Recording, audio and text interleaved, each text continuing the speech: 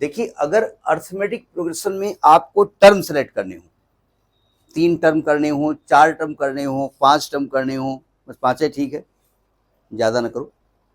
अब 2 में क्या सेलेक्ट करोगे? 2 में कोई टर्म कोई सीक्वेंस बनेगी नहीं। देखो ध्यान से, जैसे आपको 3 टर्म्स इन एपी करना हो, 3 टर्म्स इन एपी करना हो, तो आप कहेंगे इसमें कौन बड़ी बात है, हम क्या करेंगे, ए लिखेंगे, ए प्लस डी लिखेंगे और ए प्लस 2d लिखेंगे, ठीक है, कोई बात नहीं। अब आपने अगर ये 3 टर्म सेलेक्ट किए हैं तो आपको ए की वैल्यू निकालनी पड़ेगी और डी की वैल्यू निकालनी पड़ेगी। तो उसके लिए 2 कंडीशन चाहिए, उन कंडीशन को सॉल्व करना पड़ेगा, तो इक्वेशंस बनेंगी, टफ हो सकता है वो, ठीक। तो हम ऐसे टर्म यहाँ सेलेक्ट नहीं करते। रीजन क्या होगा अभी हम बता रहे हैं। हम 3 टर्म जब भी सेलेक्ट करेंगे तो सेलेक्ट करेंगे ए माइनस डी, ए प्लस डी, ये सेलेक्ट करेंगे। क्यों भाई? एक्चुअली में नहीं, कब कब सेलेक्ट करेंगे, हमेशा नहीं। अगर आपसे कहा जाए कि 3 terms in AP whose sum is given, तो जैसे अच्छा इसमें डिफरेंस क्या है हर एक टर्म का, ए माइनस डी में जब डी प्लस करोगे तो ए आएगा, ए में डी प्लस करोगे तो ये आएगा, तो कॉमन डिफरेंस तो यहाँ पर डी आ रहा है। अब तीनों को ऐड करोगे तो डी कैंसिल हो जाएगा और ए की वैल्यू डायरेक्ट मिल जाएगी। अदरवाइज अगर आप ये नहीं मानते हो और इसके पहले वाला कंसेप्ट मानते हो तो आपको ए और डी निकालने के लिए इक्वेशन बनानी पड़ेगी।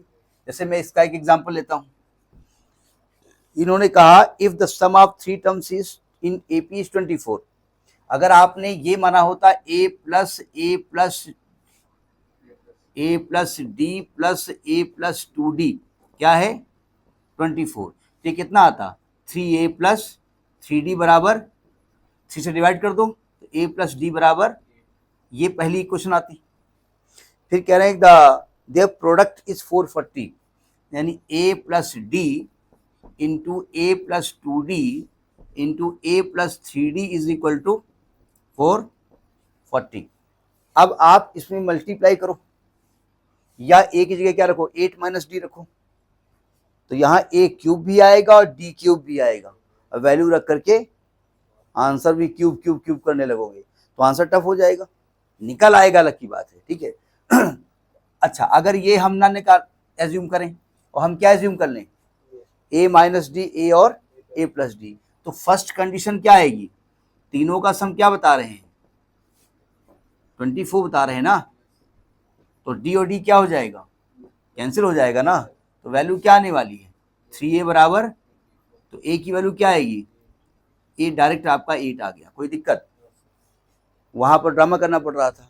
कह रहे हैं इसका प्रोडक्ट 440 है, मतलब a minus d into a plus D बराबर 440, a की वैल्यू क्या है 8, तो ये क्या बन जाएगा 8 माइनस डी 8 प्लस डी बराबर, ये जो बीच में 8 लिखा है ना इसको यहां से विदा कर दो, किधर मैं की तरफ उधर, तो ये क्या आएगा 8 minus d into 8 plus d is equal to 440 upon 8, कितना आएगा 8 पंच 40, 8 पंच 40, यह आएगा 64 माइनस डी स्क्वायर बराबर 55, इसको उधर ले जाओ तो डी स्क्वायर बराबर 64 माइनस 55 कितना आएगा 64 माइनस 3 आएगा, जो आएगा वो बताओ 9 आएगा, तो डी की वैल्यू क्या हो गई 3 नहीं आएगा। भाई देखो ये मैथमेटिक्स है, बहुत ध्यान से समझिएगा। अगर मैं कहूँ अंडर रूट 9 की वैल्यू क्या होती है तो वो 3 होती है, वो प्लस माइनस नहीं होती है, root 9 is not plus minus, ये ध्यान रखिएगा।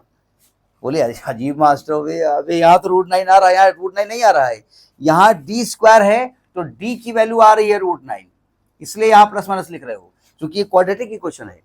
हमने रूट 9 को क्या माना एक्स माना है, ये कितने डिग्री का है तो 1 डिग्री का है ना, तो एक्स की वैल्यू कितनी निकलेंगी 1 इंच निकलेगी ना, तो वो प्लस माइनस नहीं होता है, जब क्वाड्रेटिक होगा तब प्लस माइनस लिखेंगे।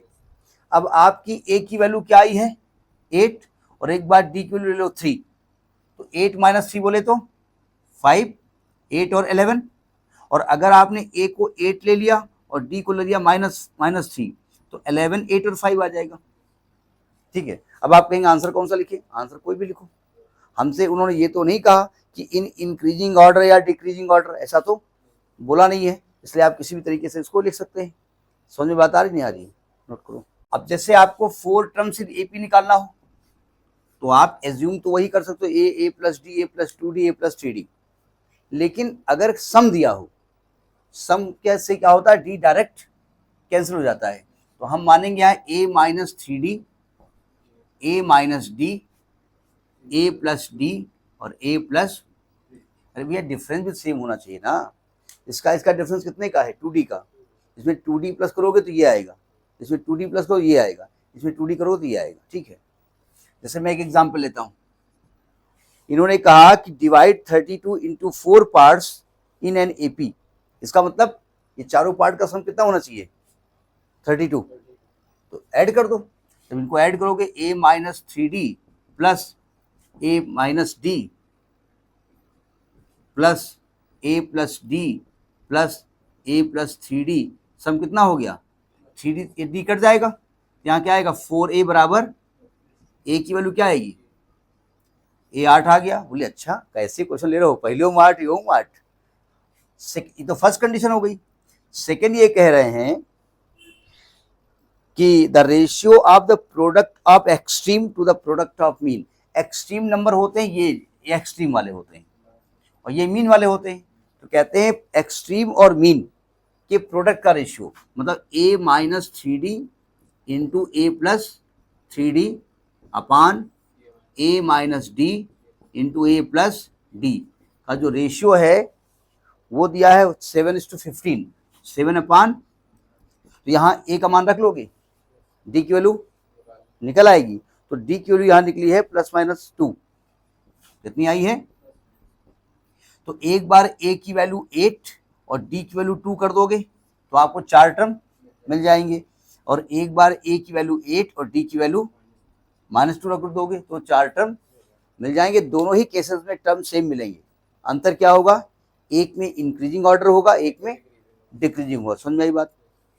अब अगर आपसे कहा कि 5 टर्म्स निकालिए एपी में, तो आप मानेंगे a minus 2D, a minus D, A plus D, A plus, इसी प्रकार से बढ़ते चले जाओगे नीचे और टर्म्स निकालते चले जाएंगे। ठीक है, आपसे इतनी ज्यादा पूछेंगे नहीं वो, लेकिन 5 टर्म्स तक पूछ सकते हैं। ठीक है, लेकिन ये टर्म्स मानते कब हैं, जब हमको सभी टर्म्स का सम दिया होता है, और ये पूछते कब हैं, जब सम दिया होता है।